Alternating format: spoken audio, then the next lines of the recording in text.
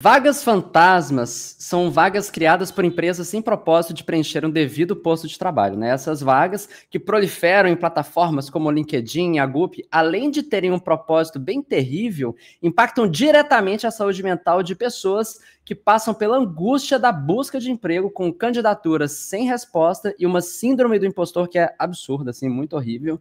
Daí, a ideia hoje é entender melhor, assim, né, o que é essa loucura toda, né, e mais importante, como evitar esse tipo de vaga quando você estiver buscando aí emprego em plataformas também. Que absurdo que isso seja uma coisa assim, porque por que elas existem, né, essas vagas fantasmas? Qual que é o propósito que uma empresa tem quando faz isso acontecer? E aí a Exame, numa reportagem, ela comenta da ideia de que elas podem servir para construção de banco de talentos para vagas que a empresa está pensando em repor em breve, então tem uma questão de rotação de pessoas, pode ser por conta de vagas congeladas e por questões orçamentárias lá, mas que continuam anunciadas nas plataformas. Daí o G1 ainda complementa, né, que essas vagas podem ser usadas para simular o crescimento da empresa, talvez melhorando ali aos olhos de acionistas e melhorando o seu valor de mercado, talvez. Servem também para... Esse aqui eu achei horrível. Servem para fazer funcionários sobrecarregados acharem que tem mais gente vindo para entrar no time e aliviar um pouco a barra, a moral do pessoal. E podem servir também, aí outro bem horrível, que é para conseguir trabalho gratuito por meio de testes técnicos baseados em problemas reais da empresa, né? Quem comentou desse tema foi a Camille, lá no nosso grupo exclusivo para assinantes no Telegram. Muito obrigado por falar dessa coisa horrível que eu nunca tinha ouvido falar. Que eu acho de cair o cu da bunda, assim, cara. Sei lá, você já tinha ouvido falar desse fenômeno? Não, vagas fantasmas. Não, e nem vi o link da Camille lá no grupo também, você tá me pegando totalmente de surpresa, assim, eu tô tentando entender. Basicamente, eles anunciam uma vaga nessas plataformas de emprego, só que a vaga não existe, mas faz toda a seleção? É tipo isso mesmo? É isso, é ótimo. É ótimo não, é horrível, né? Enfim, mas é exatamente essa a ideia. Você tem duas coisas, né? Uma que é a vaga que fica anunciada, mas nunca tem nenhum tipo de resposta, e vai ocupando, né, um banco de talentos, ou então você faz todo o processo efetivamente, se o seu objetivo ali é ter testes técnicos para ter trabalho de graça.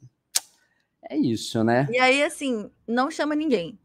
Não chama ninguém, não tem vaga. Faz o processo e não chama ninguém. Não chama ninguém. Você fez todo o esforço, você enquanto candidato, para não ter nada. Mas não fica essa ideia de que a equipe sente que ela vai ficar menos sobrecarregada, mas eles não descobrem meio que muito rápido que não tá entrando ninguém novo? Tipo, não é sustentável. É porque, né, eu super concordo, e esse é um dos argumentos, assim, isso no longo prazo fica feio para a empresa, né, mas essa longo, promessa... No médio. No médio, 6 meses, vamos colocar 6 meses, assim, que você fica nessa esperança, a gente tá buscando alguém, não encontramos, tá muito difícil, né, um discurso que é muito comum, e porque de fato, às vezes é muito difícil de encontrar pessoas, assim, mas eu consigo imaginar isso sendo usado para fins perversos, né, enfim... O assunto, na verdade, não é super novo, tá? Assim, eu fui procurando, tem notícias ao longo dos últimos anos até, mas eu acho que é particularmente pertinente agora, porque a gente está no fechamento de ano e esse é um momento muito propício para rotação de emprego, né? Então, você costuma ter pessoas procurando novos empregos e recrutadores também buscando novos candidatos, muito em janeiro, principalmente, tem um tiquinho em dezembro também, mas nessa virada do ano é bem particular. Então é legal estar ligado nesse fenômeno para a gente tentar desviar da parada. Porque assim, Clara, eu não sei se você já passou, assim, pela experiência de procurar emprego no mercado corporativo, assim, mas é um absoluto horror mental, assim, que acontece? São vagas com literalmente milhares de pessoas se candidatando, porque você vê os números lá no LinkedIn.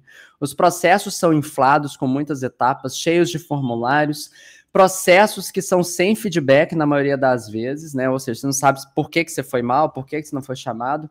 E isso quando você chega a conversar com alguém no processo, né? Que na maioria das vezes... O que a gente vê são vagas com descrições de capacidades absurdas que são requeridas das pessoas candidatas, para as quais você manda currículo sem parar, mas que quase nunca você tem qualquer tipo de resposta.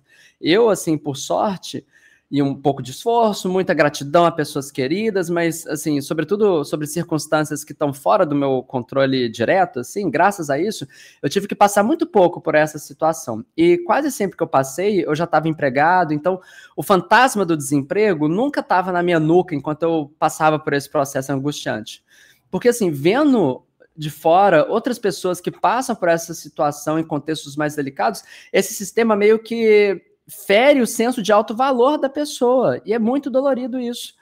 Mas e se eu dissesse, aí 500 vagas fantásticas, e se eu dissesse que esse buraco é mais embaixo, né? E aí que tem essas vagas que pioram essa situação toda, porque você está ali se candidatando para uma coisa que ninguém nem vai ver, talvez, e você está ali se esforçando e sentindo seu valor depreciar, né? Para além de concurso da academia, você já passou por alguma coisa desse meio corporativo? Sei lá, busca. LinkedIn, você tem LinkedIn? Não tem, né? Não tenho LinkedIn. Eu nunca passei nada nem parecido. E assim, tô me sentindo bastante privilegiada. É um lugar de muita incerteza, assim. Eu boto fé que, enfim, né, os processos seletivos acadêmicos também é muita incerteza, muita dor de cabeça, uma coisa absurda. Eu não tô falando que foi melhor que o outro, não. Não, eles são um horror. É pai, é punk, assim, né, os concursos, enfim, mas é um outro assunto com outras dinâmicas, pouco a ver. Tem a ver essa questão da autoestima e tudo mais, mas assim, é bem diferente. A realidade, as coisas que eu enfrento não vão muito por aí. Você tem uma instituição, efetivamente, ali, que tem um edital, né, que, tipo, de fato existe na maioria das vezes, é diferente. Te dizer que existe edital de vaga de cadastro de reserva. Pelo menos você sabe que é cadastro de reserva, né, mas é ruim também. Mas é isso, você passar por um concurso sabendo que não tem vaga. Ainda assim, é horror.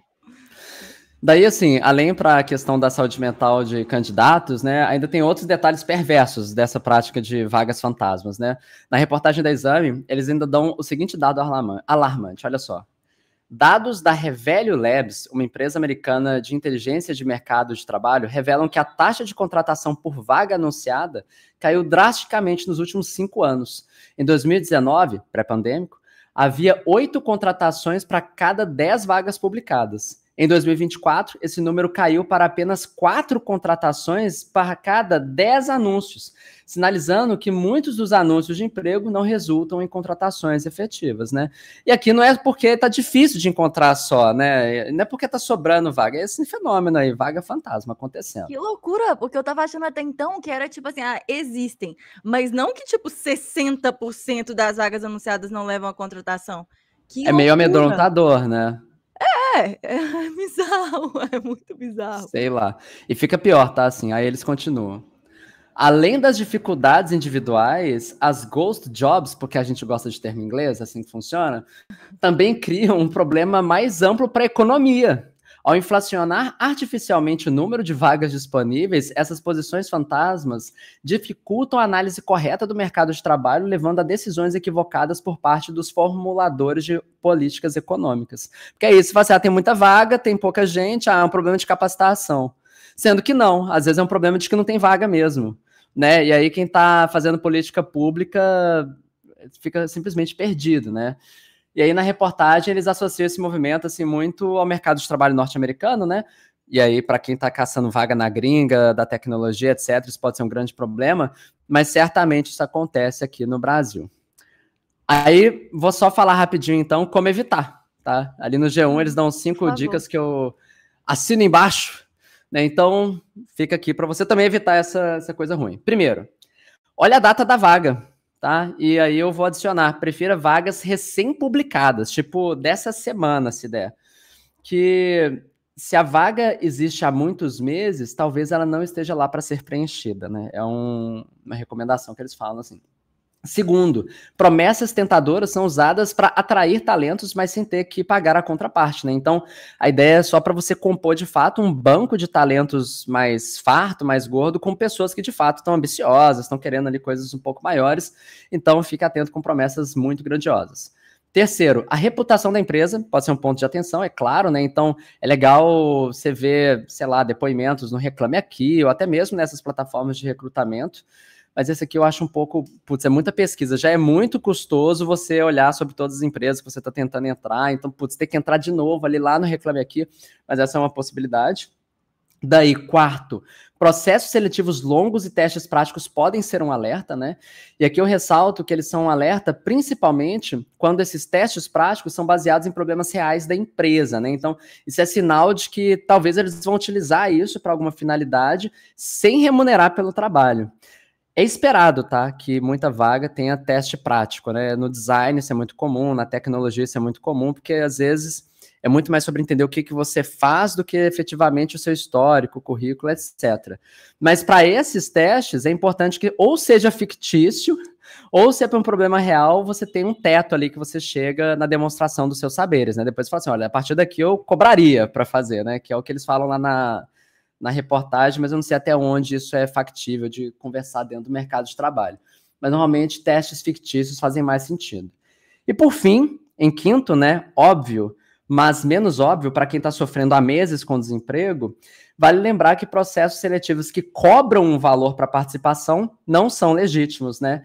E que isso jamais deveria acontecer. E nesse caso, assim, é golpe mesmo. Parece óbvio, né? Mas imagina você, 6 meses, sabe, procurando emprego, você, eu vou pagar. Será que eu tenho que pagar? Né? Não sei. É porque os editais a gente paga, né? Na academia. Que horrível, que horrível, que horrível. Sim, a gente paga e não é barato, não. Ai, cara, é verdade. Você paga. E não devia, né? Porque você tá pagando sem ter um emprego. Não, e assim, e tem uma questão até de vir uma barreira de acesso à oportunidade no caso do edital, né? Se isso é uma prática corrente, comum e esperada. Sim. Não, e ainda tem todos os gastos de deslocar até o lugar do concurso, às vezes passar semanas, e aí como é que você consegue se você estiver trabalhando, né, se afastar do seu trabalho, passagem, hospedagem, enfim. Nossa. É muito caro prestar concurso, enfim. Um tipo de prática relacionado a pagamento, assim, que eu já vi também, é o contrário. É muito raro, mas ouvi falar de empresas que pagam candidatos em processo seletivo para realizar o teste prático, assim. É o que parece que faria, eticamente, o que faz mais sentido, né? Pô, a pessoa tá empregando o esforço dela, efetivamente. Eu já vi falarem de, tipo, cobrarem como se fosse um curso, né? Você tem que fazer um curso para candidatar na vaga, aí você paga como se fosse pelo curso, só que, na verdade, é um esquema, né? Eu já ouvi falar nisso. Que interessante, interessante. Se for feito com transparência, né, isso pode ser uma prática. Não, mas na enfim, verdade não é comum. meio Ah, não, é um golpe. É um golpe, é um golpe. É um golpe. Entendi. Você paga para candidatar para a vaga, né, fazer o curso lá que é necessário. E aí, nesse esquema aí de nem tem vaga e tudo mais. Entendi. Não, aí ficou horrível. É isso, vagas fantasmas. Algum outro comentário? Dúvidas, Clara? Só tudo horrível. Horrível, Mas vai, assim, gente, é isso. Tem como ficar um pouco atento para tentar desviar, pelo menos, desses grandes problemas, né?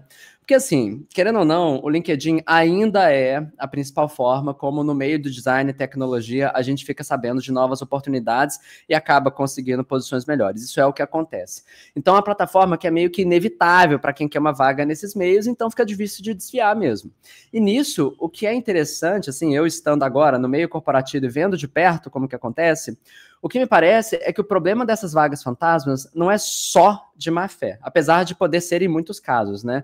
Mas é também um problema de negligência e ineficiência operacional, assim, com a falta de cuidado e esmero mesmo com a experiência da pessoa candidata. No olhar unilateral ali da empresa que não consegue ali remover as vagas congeladas, que alimenta um banco de talentos sem futuro, sem feedback, tudo horrível.